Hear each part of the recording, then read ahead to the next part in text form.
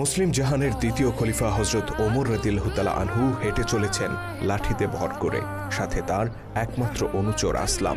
বয়সের ভারে নুজু হয়ে পড়েছেন এককালের সুঠাম শক্তিশালী ওমর।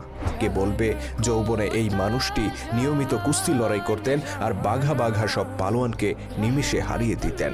যুদ্ধের ময়দানে ত্রাস সৃষ্টি করে বেড়াতেন যে ওমর, তিনি আজ ঠিকমতো চলাফেরাও করতে পারেন না। তথাপি অতি বৃদ্ধ বয়সে লাঠিতে ভর করে মাঝে মধ্যেই তিনি বেরিয়ে পড়তেন নিজের চোখে মানুষের হাল হাকিকত দেখার জন্য, কখনো দিনের আলোতে, কখনো বা রাতের অন্ধকারে। তেমনই একদিনের ঘটনা। হাঁটতে হাঁটতে মদিনা শহর থেকে বেশ দূরে একটি গ্রামে পৌঁছে যান ওমর রাদিয়াল্লাহু তাআলা আনহু। সেখানে একটি বাড়িতে উনুনের পাশে একজন নারীকে দেখতে পান তিনি। চুলায় পাতিল চড়িয়ে কি যেন সেদ্ধ করছেন। এদিকে তার পাশেই কয়েকটি শিশুকে কান্না করতে শোনা যায়। মহিলাটি কান্নারত শিশুদেরকে বারবার সান্ত্বনা দিয়ে বলছেন, এই তো আর একটু